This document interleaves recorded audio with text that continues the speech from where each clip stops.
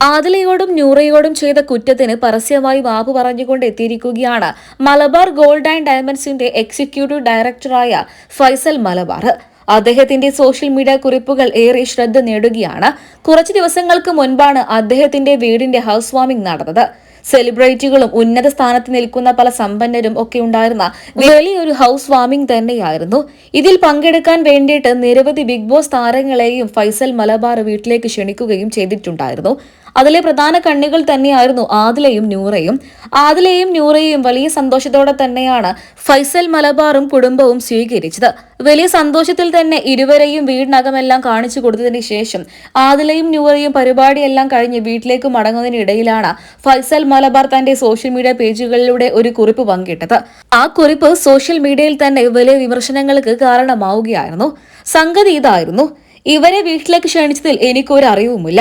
മാതാപിതാക്കളെ ധിക്കരിച്ച് ഇങ്ങനെ നടക്കുന്നവൾമാരെ വീട്ടിലേക്ക് ക്ഷണിക്കുന്നതിൽ ഞാൻ ഒരുപാട് ഖേദിക്കുന്നു എന്നുള്ള രീതിയിലായിരുന്നു അദ്ദേഹം സോഷ്യൽ മീഡിയ പേജുകളിലൂടെ കുറിപ്പ് പങ്കിട്ടത്.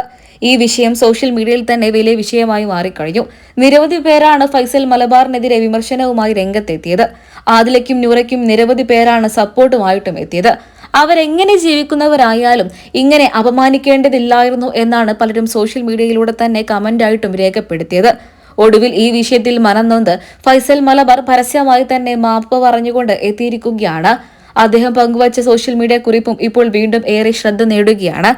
ആരെയും വ്യക്തിപരമായി അപമാനിക്കണമെന്നുള്ള ഉദ്ദേശത്തോടെയല്ല ഞാൻ ആ കുറിപ്പ് പങ്കിട്ടത്. അവരുടെ വ്യക്തി സ്വാതന്ത്ര്യവും അവരുടെ പേഴ്സണൽ ആയിട്ടുള്ള കാര്യങ്ങളും ഞാൻ ഒരുപാട് ബഹുമാനിക്കുന്നുണ്ട്.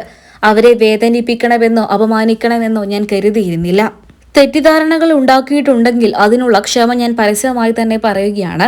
ഇനി ഈ വിഷയം ദയവ് ചെയ്ത് കുത്തിപ്പൊക്കരുത് എന്നുള്ള രീതിയിലാണ് ഫൈസൽ മലബാർ തന്റെ സോഷ്യൽ മീഡിയ പേജുകളിലൂടെ കുറിപ്പ് പങ്കിട്ടത്. കുറിപ്പ് വീണ്ടും സോഷ്യൽ മീഡിയയിൽ വലിയ ചർച്ചയ്ക്ക് വിഷയമായി മാറിയിരിക്കുകയാണ്. നിങ്ങളുടെ അഭിപ്രായങ്ങൾ കമന്റ് ബോക്സിലൂടെ പറയാൻ മറക്കരുത്.